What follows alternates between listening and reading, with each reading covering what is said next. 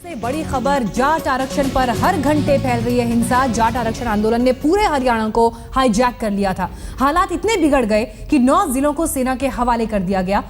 3 तस्वीरें इस वक्त आपको दिखा रहे हैं हम। रोहतक और भिवानी में हाल ऐसे रहे कि वहां पर शूट एट साइट के आदेश दे दिए गए, यानी देखते ही गोली मारने के आदेश। सेना की तैनाती के बावजूद आज भी कई जिलों में हिंसक वारदातें देखने को मिली, जबकि आज 7वां दिन है इस प्रदर्शन का, लेकिन कल यह आंदोलन हिंसक हो गया। झज्जर में उग्र प्रदर्शनकारियों ने हरियाणा सरकार के वरिष्ठ मंत्री ओपी धनखड़ के घर पर पथराव किया। हालांकि इस पथराव में किसी के घायल होने की खबर नहीं है। वहीं जींद में प्रदर्शनकारियों ने बूढ़ा खेड़ा रेलवे स्टेशन पर आगजनी की। रोहतक में आज भी हिंसा नहीं थमी और सबसे ज्यादा प्रभावित हिस्सा हरियाणा का रोहतक ही है। महम में बीडीओ दफ्तर में कुछ लोगों ने आगजनी की, तो वहीं कालानौर में एक बस में आग लगा दी। हिंसक आंदोलनकारियों ने गोहना रोड पर 3 स्कूलों में भी आगजनी की। इस आंदोलन ने दिल्ली को भी अपना बंधक बना लिया, क्योंकि दिल्ली से बाहर जाने वाले सभी रास्तों को बंद किया गया है। वहीं आंदोलनकारियों ने दिल्ली का पानी तक बंद कर दिया है। जाट आरक्षण आंदोलन की वजह से हरियाणा में हालात इस कदर बिगड़े कि प्रशासन के हाथों से बात निकलने लगी। ऐसे में प्रशासन ने 3 जिलों में कर्फ्यू लगा दिया, तो 8 जिलों में सेना को प्रदर्शनकारियों से मोर्चा लेने के लिए बुलाना पड़ा।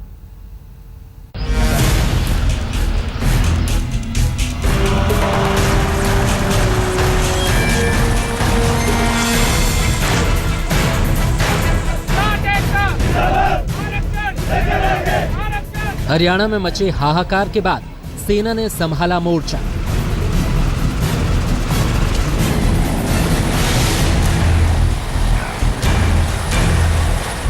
रोहतक में सेना ने किया फ्लैग मार्च। हरियाणा में जाट आरक्षण आंदोलन की आग ऐसी भड़की कि स्थिति बेकाबू हो गई। आगजनी और तोड़फोड़ के बीच जिला प्रशासन ने हाथ से फिसलती स्थिति को काबू में करने के लिए आखिरकार सेना का सहारा लिया।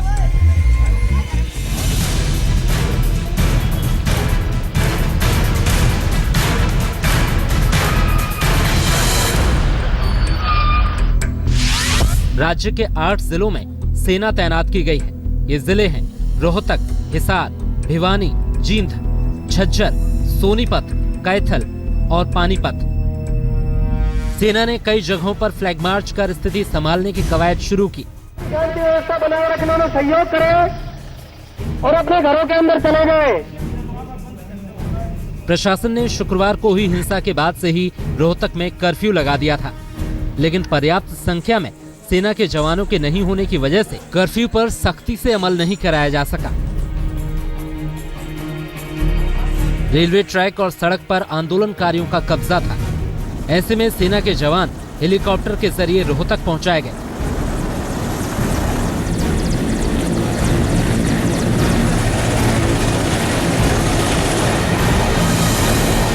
आर्मी के 13 कॉलम्स हमारे पास पहुंच चुके हैं और अन्य 10 कॉलम हमारे पास पहुंचने वाले हैं, जिनको एयरलिफ्ट किया जा रहा है।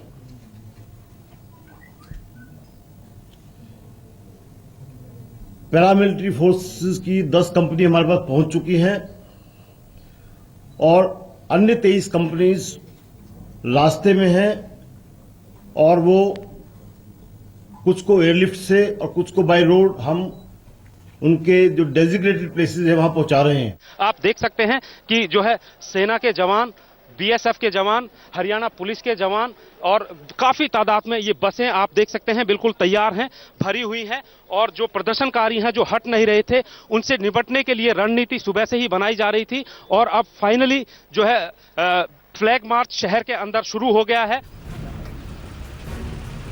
राज्य के भिवाड़ी और जींद में भी सेना ने फ्लैग मार्च किया। आंदोलन के नाम पर शुक्रवार से ही उग्र प्रदर्शनकारियों ने कई जगह तोड़फोड़ और आगजनी की थी। रोहतक में तो प्रदर्शनकारियों को देखते ही गोली मारने का आदेश दिया गया है। वहीं जींद में प्रदर्शनकारियों ने बूढ़ा खेड़ा रेलवे स्टेशन पर आग लगा दी थी, तो भिवानी में भी बड़े पैमाने पर हिंसा हुई थी। सेना और अर्धसैनिक बलों के आने के बाद अब उम्मीद है कि जल्द ही स्थिति सामान्य होगी। सेना ने जिस तरह मोर्चा संभाला है, उससे साफ है कि हालात को लेकर प्रशासन बेहद गंभीर है। जींद से भूपेंद्र मोर के साथ सत्येंद्र चौहान, रोहतक, आज तक। हरियाणा में चल रहे जाट आरक्षण आंदोलन का असर दिल्ली एनसीआर पर भी पड़ता दिख रहा है। दिल्ली यूनिवर्सिटी हो या फिर गुड़गांव के इलाके, जाट आंदोलन यहां भी जोर पकड़ता दिखाई दे रहा है। और ऐसे में एहतियातन बाहरी दिल्ली के बॉर्डर्स को सील कर दिया गया है, जबकि एनसीआर में भी सुरक्षा के इंतजाम कड़े हैं।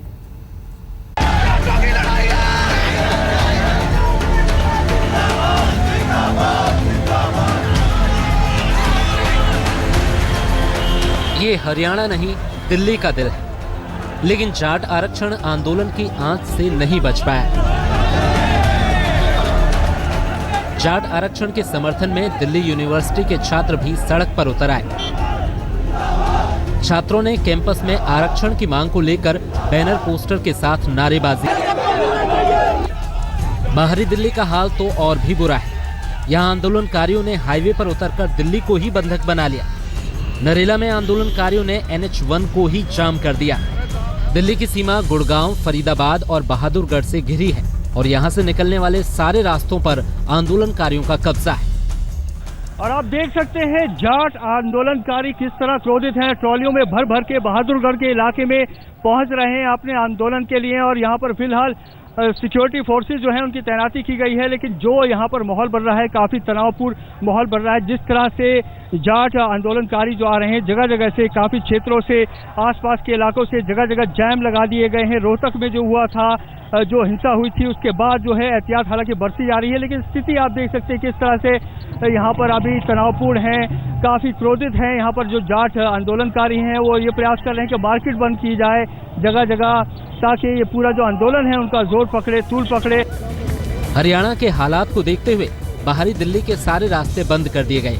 सभी राज्यों पर दिल्ली पुलिस की मोर्चाबंदी है। जाट आंदोलन से न सिर्फ राजधानी दिल्ली से बाहर आने जाने वाले रास्ते प्रभावित हुए, बल्कि ट्रेन सेवाओं पर भी भारी असर पड़ा। चंडीगढ़ और जयपुर की ओर जाने वाली कई ट्रेनों को रद्द कर दिया गया। आंदोलनकारियों ने दिल्ली का पानी भी बंद कर दिया। मुनक नहर का पानी राजधानी को नहीं मिल पा रहा है, जिससे दिल्ली में जल संकट की नौबत आ गई है। बहादुरगढ़ से आतिर खान के साथ रवीश पाल सिंह, दिल्ली आज तक।